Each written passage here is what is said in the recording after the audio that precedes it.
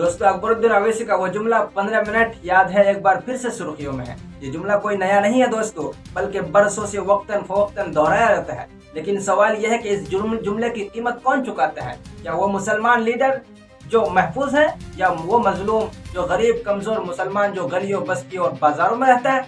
इस्लाम इस बारे में साफ कहता है।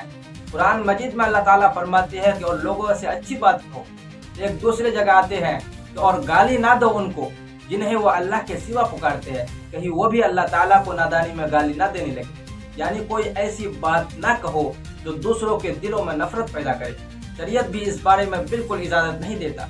नबी करीम सल्लल्लाहु अलैहि वसल्लम ने फरमाया कि मुसलमान वो है जिसकी जबान और हाथ से दूसरे मुसलमान महफूज। एक दूसरे हदीस में आते हैं कि मोमिन ताना देने वाला, लानत करने वाला और बस जबान नहीं होता।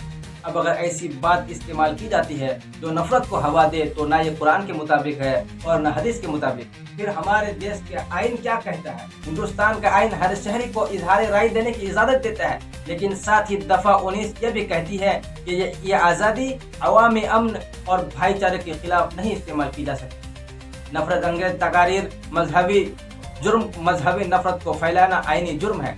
हमें यह भी हकीकत माननी होगी कि यह मुल्क अक्सरियत हिंदुओं का है। यहाँ पर हिंदू अक्सरियत में रहती है और मुसलमान अकलियत में। जब कोई लीडर जज्बाती नारा लगाते हैं तो उसकी सजा सड़क पर चलने वाले मुसलमान भुगतते हैं। आए दिन मुसलमानों के कत्ल, नफरत और तशद्दुद की खबर हमारे सामने है। मैं खुद एक मुसलमान सियासी जमात यानी AIMIM को वोट देता हूँ और इंशाअल्लाह आइंदा भी उसी को वोट दूंगा। इसमें कोई शक नहीं कि मुसलमानों की एक खुद की आवाज होनी चाहिए, लेकिन वो आवाज ऐसी होनी चाहिए जो तहफ़्फ़ुज़ बने, खतरा नहीं, जो ढाल बने, तलवार नहीं। ये हिंदुस्तान जमहूरी मुल्क है, यहाँ पर हिंदू, मुस्लिम, सिख, ईसाई सबको लेकर चलना है। हमारा आइन हमें अपने दीन के मुताबिक चलने की पूरी आज़ादी देता है, लेकिन साथ ही ये भी जिम्मेदारी देते हैं कि हम मुल्क के अमन और भाईचारे को नुकसान न पहुँचाए। सवाल यह है कि आखिर ऐसी बातें क्यों कही जाती है जो हिंदू मुस्लिम मोहब्बत को, रवादारी और हम आहंगी को तोड़ देती है।